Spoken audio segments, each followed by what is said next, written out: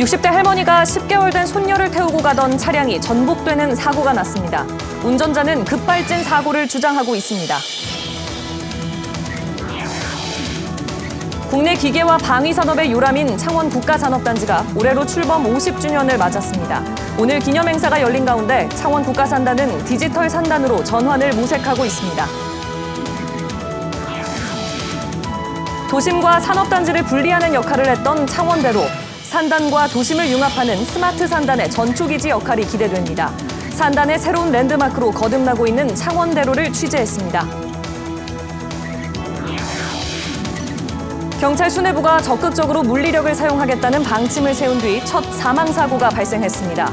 어젯밤 광주에서 아들에게 흉기를 휘두른 50대 남성이 경찰의 테이저건을 맞고 병원으로 옮겨져 1시간 반 만에 숨졌습니다.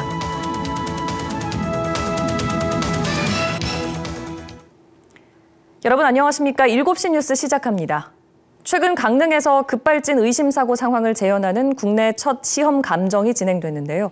이런 가운데 경남에서는 60대 할머니가 10개월 된 손녀를 태우고 가던 차량이 전복되는 사고가 났습니다. 운전자는 급발진 사고를 주장하고 있고 경찰은 정확한 원인 파악에 나섰습니다. 첫 소식 이형관 기자입니다. 신호 대기로 멈춰선 차량. 아빠 고문 뚱뚱해. 신호가 바뀌고 출발을 하려는 순간 차량이 굉음을 내며 덜컹대더니 앞차를 들이받고 내달립니다. 출고 보름 된 신형 SUV 차량에 타고 있던 사람은 66살 손모 씨와 생후 10개월 손녀. 운전 경력 20년의 손 씨는 역주행 순간 정면에서 오는 화물차를 필사적으로 피하고 앞선 차들을 비켜가며 2.3km의 아슬아슬한 주행을 이어갑니다. 하지만 결국 도로 옆 표지판과 가드레일을 들이받고 전복됐습니다. 차량 5대가 파손됐고 손 씨는 갈비뼈가 골절됐지만 손녀는 다행히 가벼운 부상만 입었습니다. 브레이크를 죽기 살기 밟아줘. 그게 완전 똥덩어리는데 안 밟혀.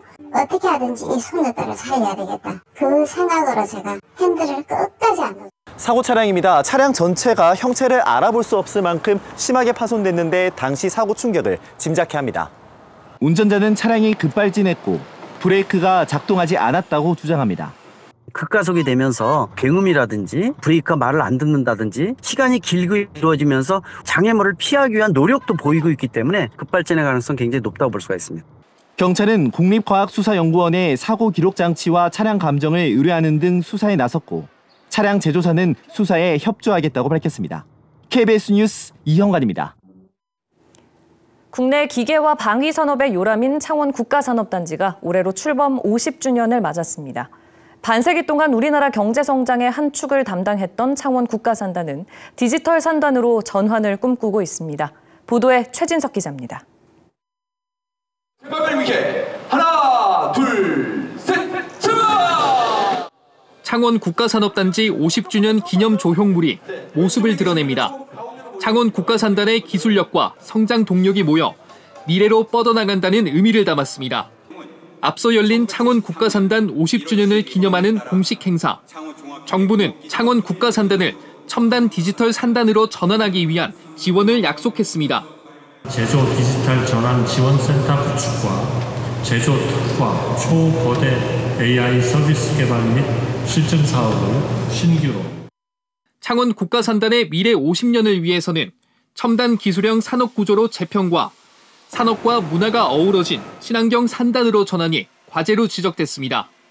청년을 좀 더 흡입할 수 있는 그런 문화 공간도 동시에 충족시켜야 된다. 문화와 기술과 사람이 함께 어우러지는 그런 도시로 만들어가자.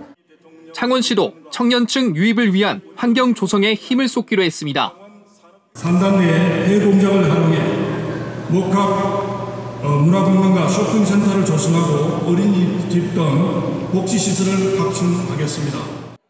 내일과 모레는 신기술 개발 동향과 해외 산업단지 혁신 사례, 창원국가산단 발전 방향을 공유하는 컨퍼런스가 열립니다.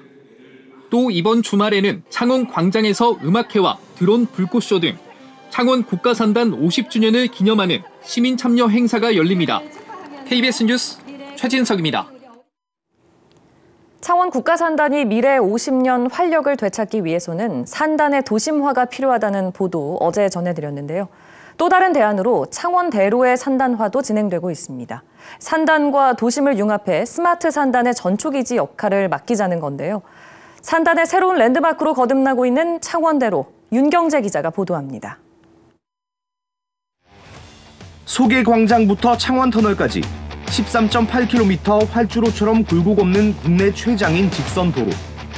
1977년 개통 뒤 50년 동안 산단 물류와 도심교통의 중추를 담당한 계획도시의 랜드마크, 창원대로입니다. 창원의 최대 장점이 창원광장과 중앙대로라고 생각하는데요. 창원의 소프트 파워를 강화하는 것이 필요하다고 생각합니다. 이곳을 근로자는 물론 시민이 사랑하고 세계인이 찾아올 수 있는 명소로. 하지만 산단과 도심을 분리하는 20세기형 도시계획을 바탕으로 만들어진 창원대로는 21세기 산업의 핵심인 융복합을 오히려 가로막고 있습니다. 상업과 문화, 편의, 연구 지원 시설의 산단 진입을 더 어렵게 한 겁니다. 그간 산단과 도심 분리의 상징이었던 창원대로가 미래 50년에는 산단과 도심 두 기능을 함께 담아내는 연계와 융합의 상징으로 탈바꿈하고 있습니다.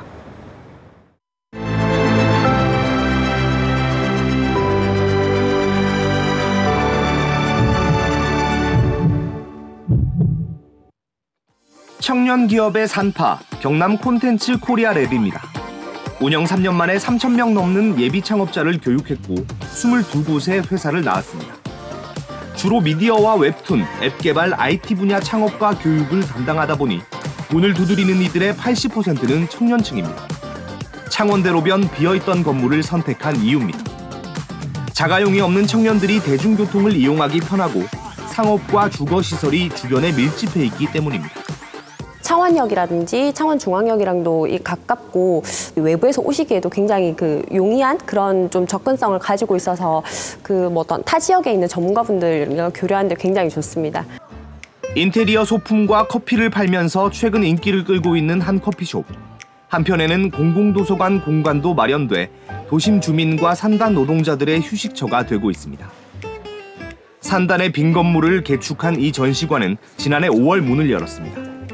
미술품 전시와 공연, 기업 행사 공간을 무료로 쓸 수 있어 지난해만 2만 3천여 명이 찾았습니다. 모두 최근 창원대로변에 문을 연 여가 문화시설입니다.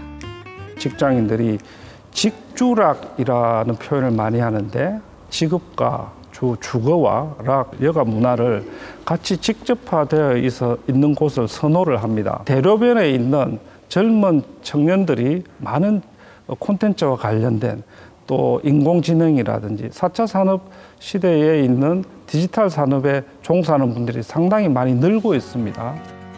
여기에 대형 상업지역과 주거단지, 곳곳에 공원까지 노동자들이 선호하는 시설들이 줄줄이 들어서자 기업들도 몰려들고 있습니다.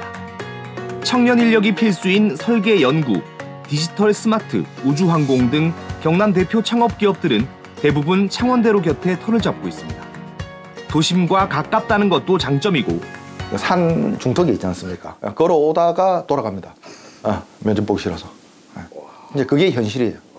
청년들이 어떤 지역에 있는 업체를 원하는지는 조금 알 수 있지 않습니까? 그러면 그런 곳에 스타트업이 장업할 수 있도록. 산단과 가깝다는 것도 장점입니다.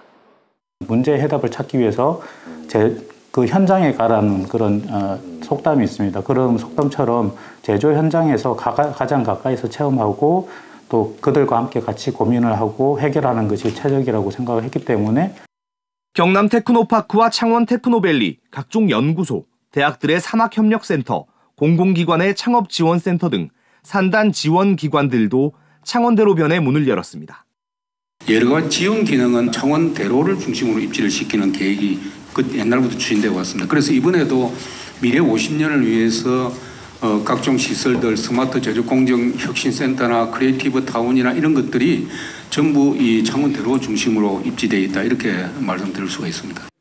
창원대로가 산단과 도심이 합쳐진 제조 연구 디지털 집적 산단이 되고 있는 겁니다. 산업단지 공단이 대로변에 저희들이 좀 활용 가능한 부지들이 좀 있습니다. 그래서 이러한 부지를 선도적으로 개발을 하고 그리고 이러한 대로변에 이러한 복합시설이 들어섰을 때 민간 기업의 추가적인 투자도 좀 유도할 수 있다. 대로겹 기업과 도심의 조화로 젊은 인력들이 대거 유입된 판교 IT밸리와 파주 출판단지 사례처럼 창원 국가산단도 창원대로를 중심으로 미래 50년 스마트 산단의 밑그림을 새로 짜고 있습니다. KBS 뉴스 윤경재입니다. 윤석열 대통령이 초대 우주항공청장으로 윤영빈 서울대 항공우주공학과 교수를 내정했습니다. 또 우주항공임무본부장에는 존 리 전 미국 항공우주국 나사 본부장을, 우주청 차장에는 노경원 과학기술정보통신부 연구개발정책실장을 각각 기용했습니다. 성태윤 대통령 정책실장은 최고 전문가들이 우리 우주항공산업을 잘 이끌어갈 수 있도록 철저히 준비해달라고 윤 대통령이 당부했다고 전했습니다. 한편 어젯밤 광주에서 아들에게 흉기를 휘두른 50대 남성이 경찰 테이저건을 맞고 병원으로 옮겨져 1시간 반 만에 숨졌습니다. 이딴 흉기 난동 사건에 경찰 수뇌부가 적극적으로 물리력을 사용하겠다는 방침을 밝히고 처음으로 사망사고가 생긴 겁니다. 김혜린 기자입니다. 119 구급차 한 대가 경찰서 안으로 들어갑니다. 잠시 뒤 경광등을 켜며 빠져나옵니다. 구급차에 실려간 이는 살인미수 혐의로 체포된 50대 남성. 어제 오후 6시쯤 아들에게 흉기를 휘두르다가 경찰이 쏜 테이저건에 등 부위를 맞고 검거됐는데 경찰서에서 쓰러진 겁니다. 현장에서 체포된 해당 남성은 이곳 경찰서로 압송된 뒤 단 2분 만에 호흡곤란 등 증세를 호소하며 의식을 잃고 쓰러졌습니다. 심정지 상태로 이송된 남성은 결국 숨졌습니다. 테이저건을 맞은 지 1시간 반 만이었습니다. 경찰은 피의자가 흉기를 버리지 않는 급박한 상황이었다며 테이저건 사용 요건은 충족됐다고 밝혔습니다. 피의자의 아들은 아버지가 휘두른 흉기에 상반신에 큰 부상을 입고 수술을 받았습니다. 딸이 나와서 울부짖으면서 여기 경비실에 연락을 해서 그렇게 신고가 된 걸로. 윤익은 경찰청장은 흉기 난동 사건이 잇따르던 지난해 8월부터 엄정한 물리력 사용을 거듭 강조해왔습니다.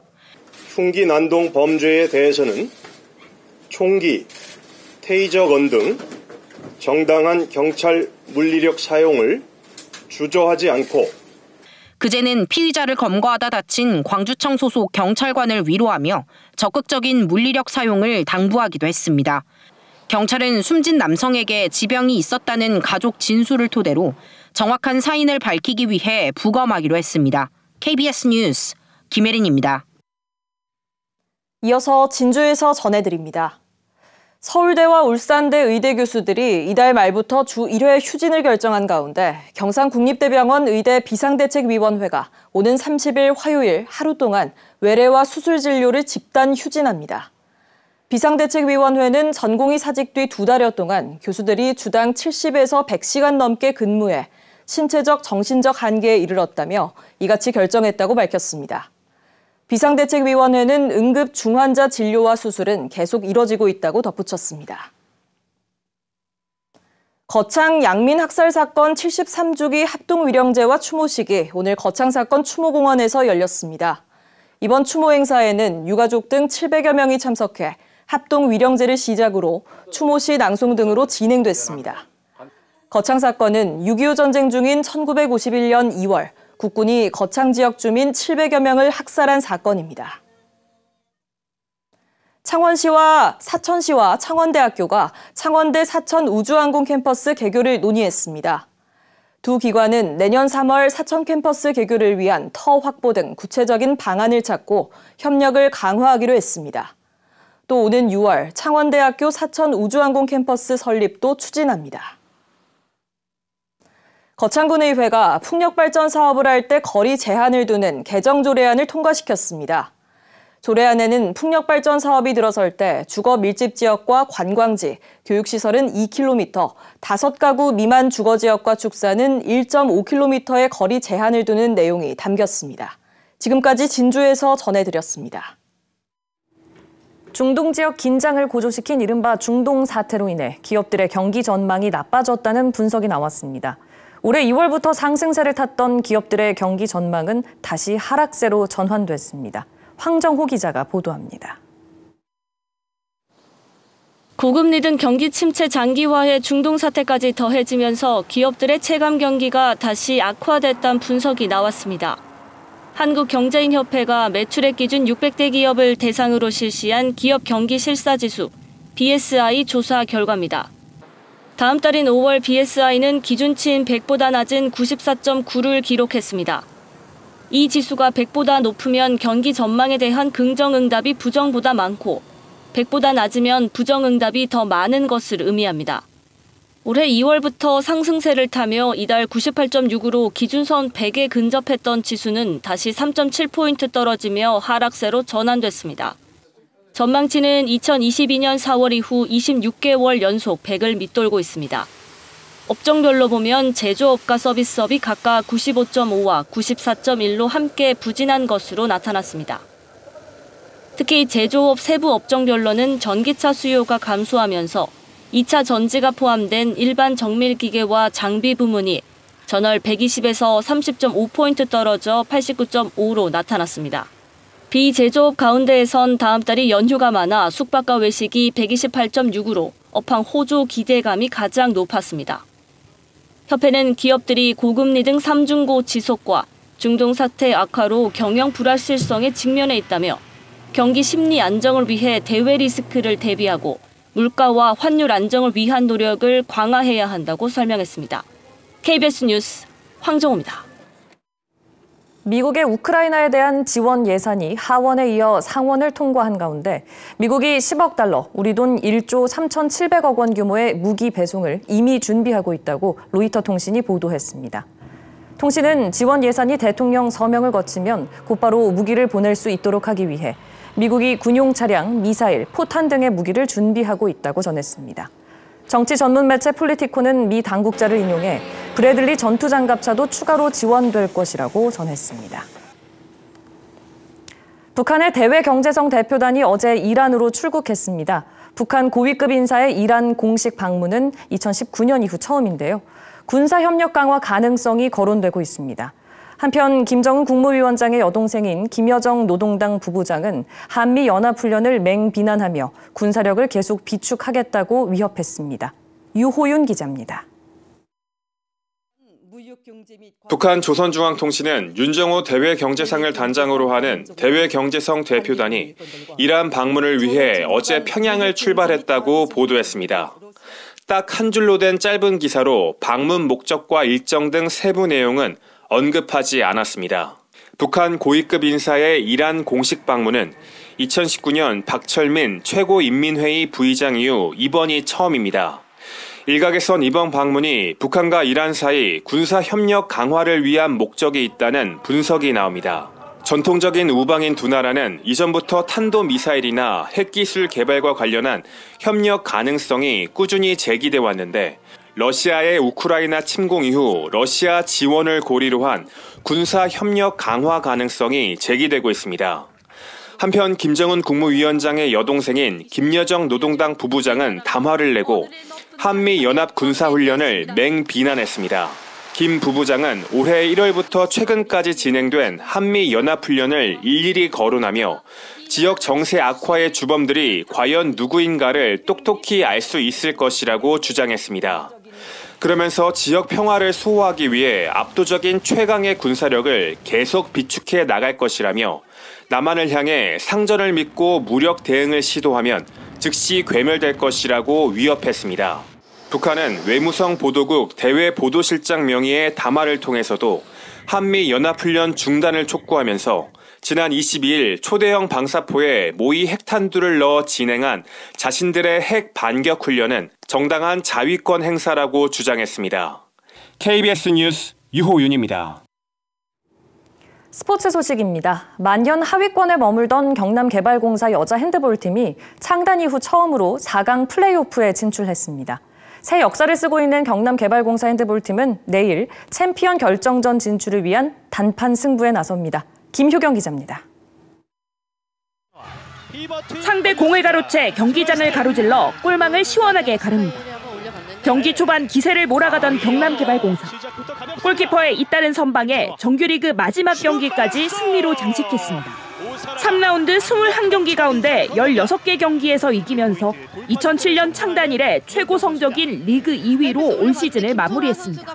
열심히 하니까 되더라라는 생각을 하면서 서로 다독이면서 격려하고 열심히 이제 매 경기에 좀 임했던 것 같고 종합 2위라는 결과까지 얻게 돼서 굉장히 기쁘고요.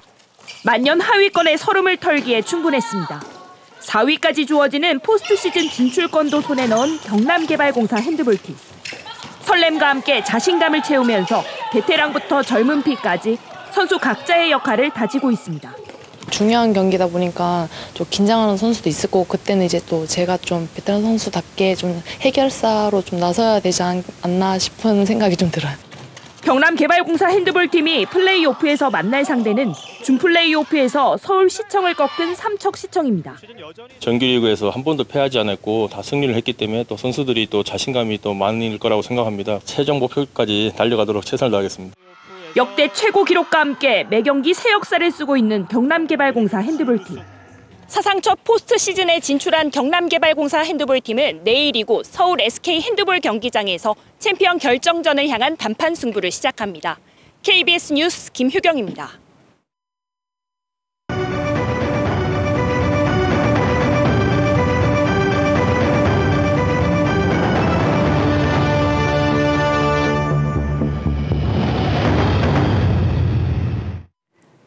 풀뿌리 언론 K 시작합니다. 먼저 경남도민일보입니다. 창원시 첫 길고양이 공공급식소 민원 줄고 공존 실천 기사입니다.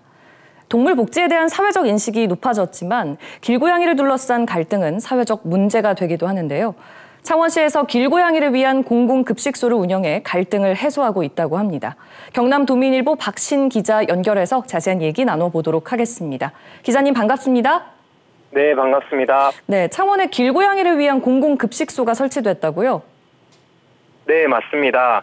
창원시는 지난 16일 성산구 기업사랑공원에 공공급식소 2개소를 설치했습니다.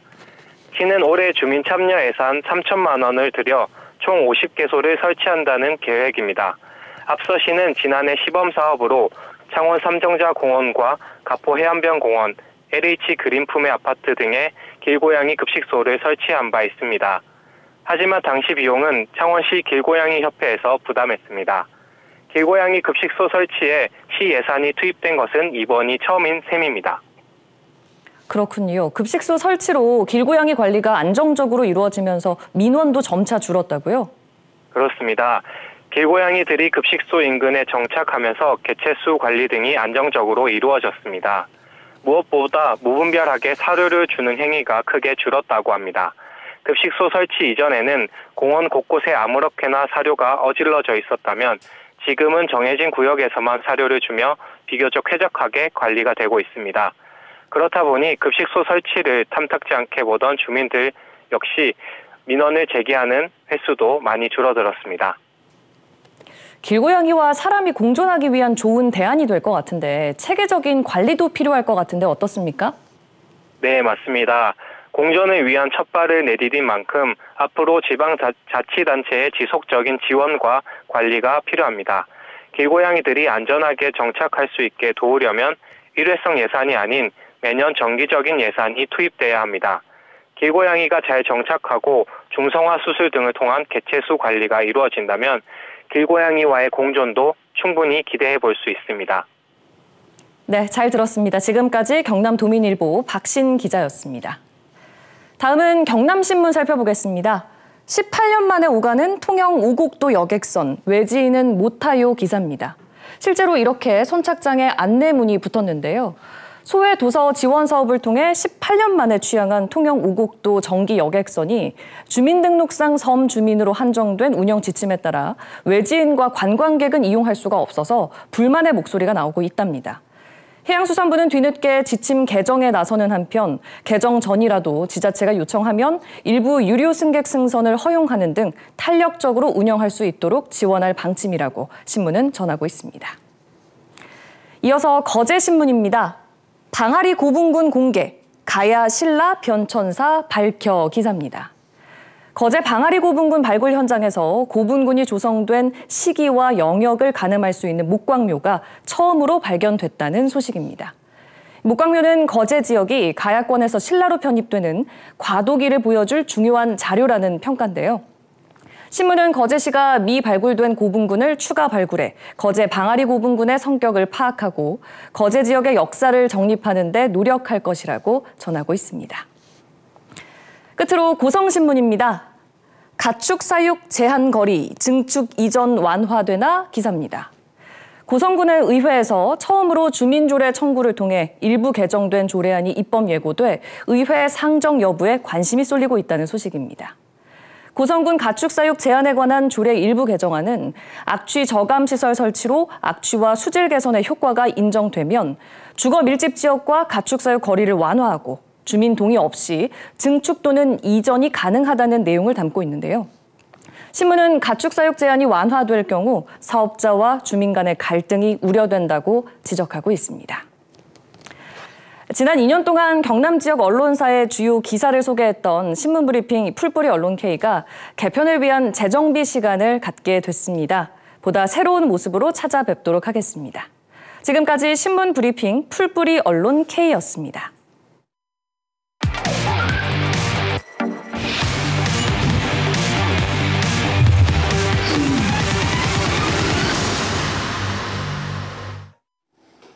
이어서 간추린 경남 소식입니다. 창원시와 해군이 공동 주최하는 2024 이순신 방위산업전이 오늘부터 나흘 동안 진해 해군사관학교에서 열립니다. 이번 행사에는 한화에어로스페이스와 한화오션 등 국내 대표 방산기업 68개사가 참여해 차륜형 장갑차와 무인 잠수정 등 첨단 무기를 선보입니다. 또 함정기술과 무기체계 등에 대한 세미나와 학술대회, 수출상담회도 진행됩니다. 경상남도가 부산시, 울산시와 함께 수소와 에너지 부분 협력 사업을 추진합니다. 경상남도 등 3개 광역자치단체는 오늘 경남도청에서 회의를 하고 부울경 수소 배관망 구축과 수소버스 공동구매 등 7개 사업을 공동 추진하는 방안을 논의했습니다. 참석자들은 이 사업을 위해 정부의 지역 활성화 투자 펀드에 참여하는 방안을 검토했습니다. 전교조 경남지부가 오늘 경남교육청에서 기자회견을 열고 일선 학교의 행정 업무 부담을 줄이기 위해 경남교육청이 나서야 한다고 말했습니다. 이들은 지난달 중순부터 한 달 동안 교사 600여 명에게 물어본 결과 82%가 행정 업무로 수업 준비에 지장을 받는 것으로 집계됐다고 밝혔습니다. 창원소방본부 소속 소방관 4명이 비번날 운동을 하다가 쓰러진 심정지 환자를 구조했습니다. 창원소방본부 소속 권기훈 소방장 등 4명은 비번인 그제 창원축구센터에서 배드민턴을 하다가 쓰러진 50대의 심정지 환자를 자동 심장 충격기를 사용해 구조했습니다. 하동에서 10대 여학생이 길에서 발견한 현금 100여만 원을 경찰에 신고해 주인을 찾게 됐습니다. 하동경찰서에 따르면 지난 2월 말 고등학교 1학년 여학생이 길에서 현금 100여만 원을 발견해 경찰에 신고했습니다. 경찰은 관제센터 CCTV를 분석해 돈을 흘리고 간 사람을 특정하고 주변을 탐문해 현금을 주인에게 돌려줬습니다. 오늘 오전 10시쯤 사천시 축동면 한 마을 입구 옹벽에서 27톤 화물차가 15m 아래로 떨어졌습니다. 사고를 목격한 마을 주민들이 60대 운전자를 구조했고 운전자는 가벼운 부상을 입은 것으로 알려졌습니다. 의령군이 1982년 국류면에서 총기 난사로 주민 56명이 숨진 이른바 우순경 사건의 위령제를 오는 26일 4.16 추모공원에서 42년 만에 처음으로 개최합니다. 의령군은 추모공원이 올해 하반기에 완공될 예정이지만 먼저 완공된 위령탑 앞에서 첫 번째 위령제를 연다고 밝혔습니다. 지금까지 간추린 경남 소식이었습니다.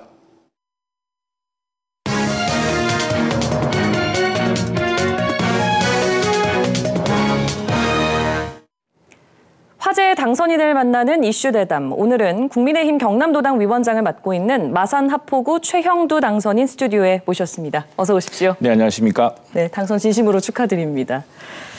지역구인 마산 하포구 챙기랴 또 도당 위원장으로서 경남 전체를 챙기시랴 정말 바쁘셨을 것 같은데 높은 득표율로 재선에 성공하셨습니다. 경남 도민분들에게 당선 인사부터 전해주시죠. 네, 우선 우리 경상남도도 그렇습니다만 특히 우리 마산 하포는 우리나라 민주주의 또 우리나라 산업화의 아주 본산이라고 할 수 있는 곳입니다. 유권자들이 굉장히 균형 잡혀 있고 안목이 높으셔서 사실 선거하는 입장에서는 여당 후보였지만 쉽지 않은 선거였습니다. 새로운 도시를 다시 성장시킬 수 있는 동력과 비전을 제시하는 것을 일단은 높게 봐주신 것 같습니다. 그만큼 책임감이 더 무겁고 또 우리 도시와 우리 경남을 다시 한 번 더 경제적으로 또 민생에서도 더 두텁게 보살펴야 된다는 무거운 책임감을 느끼고 있습니다. 경남도당 위원장으로서 이번 22대 총선 결과는 어떻게 분석하십니까? 앞서 말씀드렸다시피 우리 경상남도 유권자들이 굉장히 균형 잡힌 곳입니다. 이게 다른 지역에서 볼 수 없는 균형, 정치적 균형감이라든가 또 정치의식이 굉장히 높은 곳이어서 사실은 선거 중간에서는 좀 힘들었습니다. 그건 이제 출구조사에서도 방송사 출구조사에서도 16곳 중에서 6군데가 이제 민주당이 유력한 것으로 나오지 않았습니까? 그래서 사실 선거 내내 저는 또 도당위원장으로서 남모르는 또 참 무거운 부담을 느끼고 있었는데 우리 도민들께서 우리 국민의힘 여당, 정부 여당이 잘못도 질책하시면서 그러나 나라가 너무 어긋나지 않도록 개헌 저지선을 지켜주신 것 같습니다. 그것 아니고서는 이 지금 선거 결과를 설명할 수가 없는데 그래서 낙동강 벨트라고 했습니다만 부산에서도 또다시 상당히 우리 당이 좀 선전하고 경남에서도 우리 당이 당초 여론조사라든가 또 표심 변동과 해서 마지막으로 다시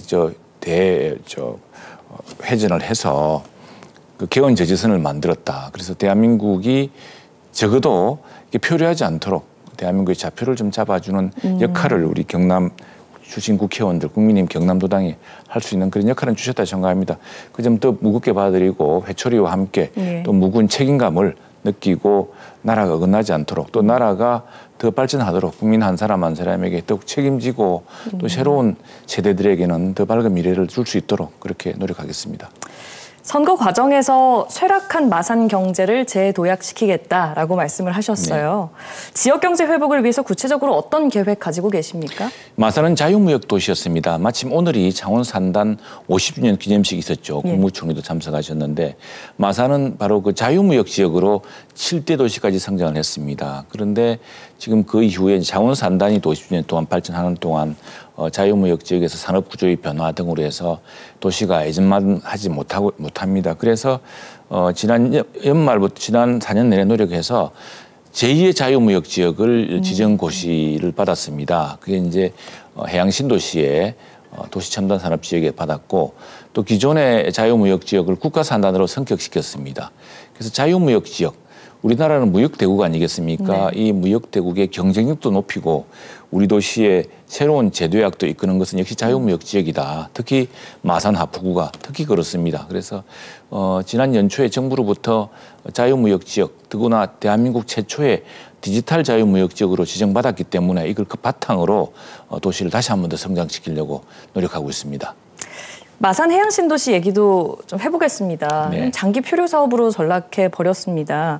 좀 해법이 필요할 것 같은데요. 예, 이 해양신도시는 모두 19만 평으로 이루어져 있는데 그중에 한 8만 평은 그 건설사의 성토 비용으로 지금 이게 우리 창원시의 부채로 남아 있습니다. 네. 이걸 이제 갚기 위해서는 누군가에게 매각해야 되는데 아무한테나 매각할 수는 없고 우리 시민들이 생각하는 그런 개발 계획에 맞추게끔 이렇게 해야겠죠. 아마 대략은 호텔이나 컨벤션 같은 것이 맞지 않나 생각이 들고 그리고 한 10만 평 정도는 정말 이 시민들에게 돌아갈 땅입니다. 이것은 우리가 싱가포르라든가 외국에서 보는 그런 아주 그 해상공원 신도시의 해양신도시다운 그런 공원과 그런 시설로서 시민들에게 돌아가게 될 것이고요. 그건 창원시가 하나하나 계획을 마련하고 있습니다.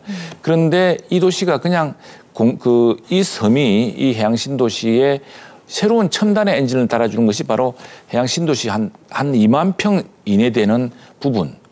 바로 도시첨단 산업 지역입니다. 이걸 작년에 지정을 해서 여기에 대한민국 최초의 디지털 자유무역 지역을 이제 지정고시하게 되었고 지금 정부와 우리 창원시 경상남도의 계획대로 된다면은 한 3, 4년 뒤에는 판교 테크노밸리 못지않은 대한민국의 AI와 디지털 산업, 특히 창원 산단의 AI 디지털화에 어떤 이제 실제로 두뇌 역할을 할 예. 그런 곳이 될 것입니다.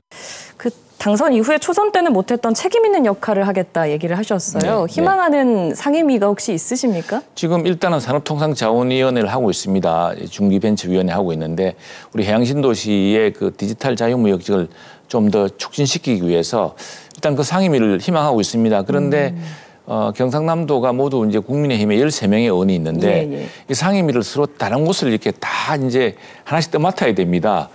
경상남도 13명의 그 국민의힘 의원들은 서로 다른 걸 맡게 될 텐데 이 산업통상자원 중기벤처위원회가 인기상임위입니다. 그래서 한번 했으니까 다른 곳에서 달라고 할 것 같은데 또 당에서도 반드시 지역뿐 아니라 우리 당 전체 그리고 대한민국의 어떤 방향을 위해서 필요한 상임위 역할을 준다면은 그걸 제가 이렇게 내 마음대로 할 수는 없어서 일단은 어쨌든 산업통상자원위를 통해서 이번에 페달을 밟은 이 자유무역 지역을 더 고도화시키겠다 이런 게 큰 목표고 또 당에서나 또 정부가 필요한 역할들을 마다할 수는 없는 상황입니다. 일단 산업통상자원위원회에서는 지금 큰 역할을 했기 때문에 그 관계를 계속 지속할 수 있을 거로 생각하고 있습니다. 예, 22대 국회 협력과 협치를 위해서 조금 더 애써 주시기를 당부드리고요. 재선 의원으로서 다시 한번 그 지역을 위해서 애써 주시기를 부탁드리겠습니다. 다시 한번 축하드립니다. 고맙습니다. 감사합니다.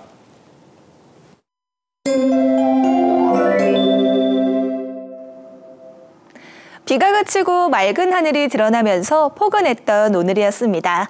내일 우리 지역은 낮 기온이 크게 올라 초여름 더위가 찾아오겠는데요. 내일 창원의 한낮 기온은 25도로 오늘보다 4도가량 높겠고요.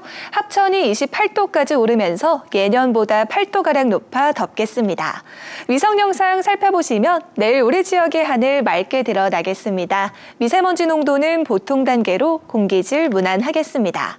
다만 내일 아침까지 안개를 주의하셔야겠는데요. 내륙을 중심으로 가시거리 1km 미만의 안개가 끼면서 시야가 답답하겠습니다. 내일 아침 창원이 11도, 창녕이 8도 예상됩니다. 한낮에는 창원이 25도, 밀양이 28도까지 오르면서 아침과 낮의 기온차가 무척 크겠습니다. 서부 지역도 진주가 8도, 거창이 6도로 출발하는 아침이겠고요. 한낮에는 산청이 26도, 합천이 28도까지 오르겠습니다. 바다의 물결은 동해상에서 최고 2m로 비교적 잔잔하게 일겠습니다. 당분간 우리 지역은 대체로 맑은 날이 이어지겠습니다. 날씨였습니다. 7시 뉴스 마칩니다. 오늘도 시청해주신 여러분 고맙습니다.